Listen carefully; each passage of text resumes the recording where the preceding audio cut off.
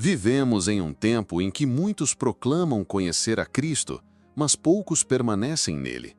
As palavras de Jesus registradas em João capítulo 15 ecoam com força até hoje. Eu sou a videira verdadeira, e vós sois os ramos. Essa afirmação não é apenas poética, mas um chamado à vida ou à morte espiritual. Pedro, que caminhou lado a lado com o Mestre, conheceu na pele o que significa permanecer e o que significa negar. Ele conheceu a glória do Monte da Transfiguração e o peso das lágrimas amargas após negar o Senhor 3 vezes.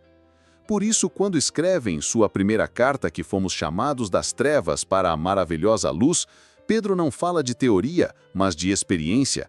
Ele sabe o que é vacilar e sabe o que é ser restaurado pelo olhar de Cristo ressuscitado. Esse é o fio condutor desta mensagem. Não existe fé verdadeira sem permanecer, não existe fé autêntica sem santidade, não existe discipulado sem cruz. E Pedro é testemunha viva desta verdade. No dia de Pentecostes, aquele mesmo homem que se acovardou diante de uma criada, ergueu a voz diante das multidões e anunciou: Este Jesus, a quem vós crucificastes, Deus o fez Senhor e Cristo. O que mudou? O Espírito Santo o encheu, o fez permanecer, o transformou em rocha viva. Por isso, quando Pedro fala sobre sermos edificados como pedras vivas, não é metáfora distante, mas realidade encarnada. E aqui está o confronto necessário. Muitos querem a segurança da rocha sem passar pela purificação do fogo. Muitos querem proclamar a vitória de Pentecostes sem passar pela noite amarga do arrependimento. Mas Pedro nos ensina que a fé genuína é provada como o ouro, que a santidade é a marca dos eleitos e que o seguimento de Cristo exige abandonar a superficialidade. Ele mesmo escreve: Sede sóbrios e vigilantes, porque o vosso adversário, o diabo, anda em derredor, rugindo como leão, buscando a quem possa tragar. Note o contraste. O discípulo que um dia dormiu no Getsêmani, enquanto Jesus pedia vigilância, agora clama à igreja que esteja desperta. Pedro aprendeu pela dor que a falta de vigilância abre espaço para a queda e que a comunhão constante com Cristo é a única defesa contra o inimigo. Essa é a marca de um apóstolo que foi moído pelo fracasso, mas levantado pela graça. Por isso suas palavras carregam peso. Como filhos obedientes, não vos amoldeis às paixões que tinhais anteriormente na vossa ignorância, pelo contrário, sede santos em todo o vosso procedimento. Aqui está o eco da videira de João 15 e da exortação de Paulo em Efésios 5, fé sem santidade é mentira. Eis o ponto. A fé que não produz frutos é estéril e será cortada. A religião sem santidade é auto-engano e será exposta no dia da colheita. A vida que não permanece em Cristo não é apenas frágil, é morta. Pedro sabia que o discipulado não é palco de conquistas humanas, mas campo de batalha espiritual. Por isso sua voz ecoa com urgência, chamando a igreja a viver não de aparências, mas de raízes profundas em Cristo. E essa mesma voz é a que precisamos ouvir hoje. Pedro nunca foi neutro diante da verdade. No dia em que Jesus perguntou: E vós, quem dizeis que eu sou? Foi Pedro quem respondeu: Tu és o Cristo, o Filho do Deus vivo. Aquela declaração não veio de carne e sangue, mas do Pai que está nos céus. Ali estava o fundamento da fé cristã: reconhecer Cristo como Senhor absoluto, não apenas como mestre ou profeta. Mas perceba, o mesmo Pedro que confessou a divindade de Cristo, minutos depois tentou dissuadir Jesus da cruz. E ouviu do próprio mestre a repreensão mais dura: Arreda-te, Satanás, porque não cogitas das coisas de Deus, mas das dos homens. Isso nos revela algo profundo. A boca pode confessar corretamente, mas o coração pode ainda resistir à cruz. E essa é a crise de muitos hoje. Quantos proclamam Jesus como Senhor, mas rejeitam a renúncia que ele exige? Quantos levantam bandeiras cristãs, mas fogem do peso da obediência? Pedro nos mostra que não basta falar a verdade, é preciso se render a ela. E essa rendição só acontece quando a cruz deixa de ser símbolo religioso e se torna caminho de vida. Por isso, quando Pedro escreve mais tarde: Amados, não estranheis o fogo ardente que surge no meio de vós, destinado a provar-vos, como se alguma coisa extraordinária vos estivesse acontecendo, ele fala de quem foi forjado no fogo. Ele mesmo resistiu ao caminho do sofrimento, mas depois entendeu que não existe glória sem cruz, não existe coroa sem espinhos. Essa é a lição que muitos evitam, mas que Pedro torna inescapável. Veja como isso conecta diretamente com João capítulo 15. Jesus disse: Todo ramo que em mim não dá fruto, ele corta, e todo ramo que dá fruto, ele poda, para que dê mais fruto. A poda é dolorosa, o fogo é intenso, mas ambos são necessários para produzir vida. Pedro experimentou esse corte divino em sua própria carne, e por isso nos ensina que a verdadeira vida cristã não é confortável, mas transformadora. Paulo também reforça essa realidade em Efésios 5. Outrora erais trevas, mas agora sois luz no Senhor, andai como filhos da luz. A santidade não é acessório, é essência. A fé que não conduz a uma vida distinta, separada, purificada, é falsa. E Pedro concorda afirmando que fomos chamados para ser povo santo, sacerdócio real, nação de propriedade exclusiva de Deus. Não podemos ignorar o peso desse chamado. Se você diz que crê, mas sua vida não dá testemunho, você se engana. Se proclama Jesus como Senhor, mas continua moldado pelas paixões da carne, você mente. A fé sem santidade é mentira. Pedro conheceu a vergonha de negar o Mestre, mas também conheceu a restauração do Cristo ressuscitado. Por isso, ele tem autoridade para dizer: humilhai-vos sob a poderosa mão de Deus, para que ele, em tempo oportuno, vos exalte. O mesmo homem que se exaltava no impulso, agora aponta o caminho da humildade. E aqui está a chave: a santidade não nasce do orgulho religioso, mas da submissão humilde ao Deus Santo. Não é autoproduzida, mas fruto de permanecer na videira. Não é conquista humana, mas resultado do Espírito que purifica e fortalece. Pedro aprendeu que a fé não é um discurso bonito, mas um caminho de obediência. Aprendeu que santidade não é um ideal distante, mas a marca de quem foi separado por Deus. Aprendeu que o fogo da provação não destrói, mas refina. E agora nos chama a viver essa mesma realidade. Você percebe? A mensagem de Pedro não é suave nem confortável. É urgente, é confrontadora, é radical. Ele não fala de um cristianismo de fachada, mas de uma fé que resiste ao mundo, que vence o pecado, que persevera até o fim. Pedro é o apóstolo da transformação. O pescador impulsivo, que oscilava entre coragem e medo, tornou-se o pregador ousado no Pentecostes, proclamando diante de multidões aquilo que antes temia confessar a uma serva no pátio. Esse contraste revela a obra do Espírito em alguém comum, mas rendido. No livro de Atos, encontramos Pedro levantando-se cheio de autoridade, dizendo: Este Jesus, que vós crucificastes, Deus o fez Senhor e Cristo. Aquele que negou o nome de Cristo agora o proclama sem medo. Essa é a evidência de que a fé verdadeira é inseparável da transformação interior.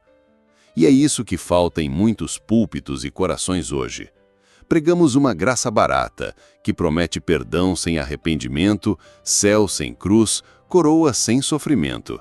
Mas Pedro jamais nos permitiria tal ilusão. Quando escreve em sua primeira carta, ele diz: Como filhos da obediência, não vos amoldeis às paixões que tinhais anteriormente na vossa ignorância.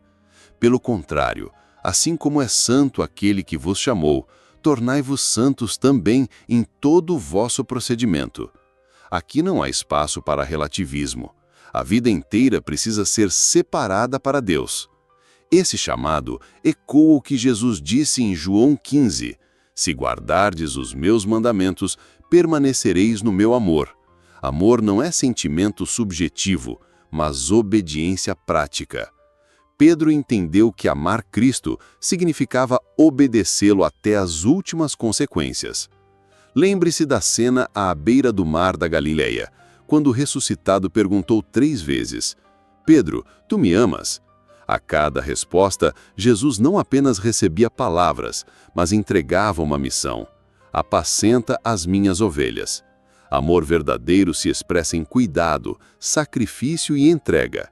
Hoje precisamos dessa mesma restauração, não de um cristianismo de discursos, mas de ações, não de um amor sentimental, mas de obediência concreta.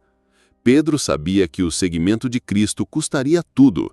O próprio Jesus lhe disse: "Quando fores velho, estenderás as mãos e outro te cingirá e te levará para onde não queres." E com essas palavras indicava com que morte Pedro glorificaria a Deus. A fé de Pedro não foi isenta de falhas, mas foi perseverante até o fim. Isso é crucial para nós. A vida cristã não é definida pelos tropeços, mas pela fidelidade final. O chamado é perseverar até a coroa da glória que não murcha. Por isso, Pedro conclama: "Sede sóbrios e vigilantes. O diabo, vosso adversário, anda em derredor como leão que ruge, procurando alguém para devorar. Resisti-lhe firmes na fé." A santidade não é vivida em neutralidade, mas em resistência ativa. Resistir firme é o sinal de quem permanece na videira. O Espírito Santo transformou Pedro para que sua vida fosse testemunho. Essa mesma transformação está disponível a todo aquele que crê de verdade. O testemunho de Pedro também nos alerta contra os falsos mestres. Em sua segunda carta, ele denuncia com veemência aqueles que introduzem heresias destruidoras e exploram o povo com palavras fictícias. Ele não suaviza sua denúncia, mas afirma que deles o juízo lavrado há longo tempo não tarda, e a sua destruição não dorme. A fidelidade doutrinária não é detalhe secundário, mas questão de vida ou morte espiritual.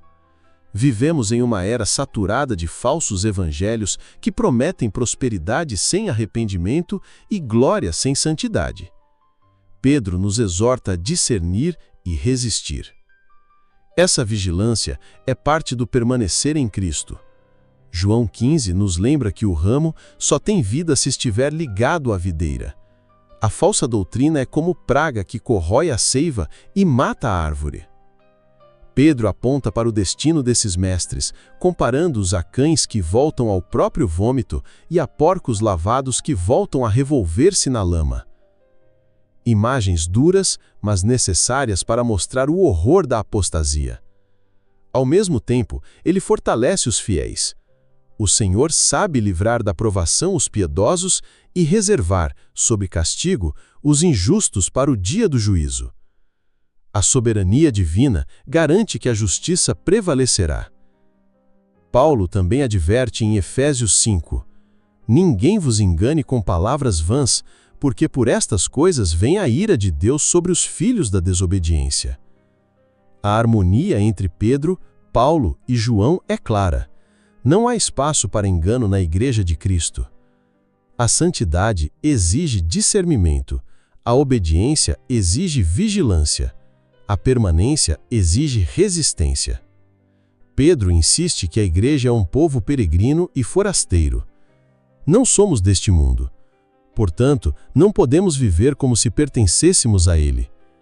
Isso significa rejeitar os valores corruptos que nos cercam e abraçar o estilo de vida santo que Deus exige. Significa viver como luz em meio às trevas, como testemunhas em meio à incredulidade. Outro aspecto central na visão de Pedro é o sofrimento cristão. Ele escreve: "Se sois insultados por causa do nome de Cristo, bem-aventurados sois, porque sobre vós repousa o Espírito da glória e de Deus." Aqui não há promessa de isenção, mas de presença. Pedro viveu essa realidade desde o início. No livro de Atos, ele foi preso e açoitado, mas saiu jubiloso por ter sido considerado digno de sofrer afronta pelo nome. Essa alegria não era masoquismo, mas fruto do Espírito. Hoje muitos rejeitam qualquer teologia do sofrimento, preferindo uma espiritualidade de conforto. Mas Pedro nos lembra que a cruz é o caminho inevitável do discípulo. Negar isso é negar o próprio Cristo. Por isso, quando Pedro exorta: "Cristo padeceu em vosso lugar, deixando-vos exemplo para seguirdes os seus passos." Ele estabelece o sofrimento como marca do discipulado. Não é exceção, é regra. Essa visão se conecta com João 15, onde Jesus declara: Se o mundo vos odeia, sabei que primeiro do que a vós outros me odiou a mim. O ódio do mundo é confirmação da fidelidade do discípulo. Paulo também confirma em Efésios que precisamos estar revestidos de toda a armadura de Deus, porque a batalha não é contra carne e sangue, mas contra forças espirituais da maldade. O sofrimento é parte da guerra, não sinal de derrota.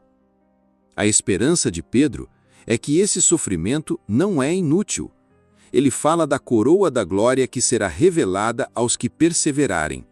Ele aponta para novos céus e nova terra, onde habita a justiça.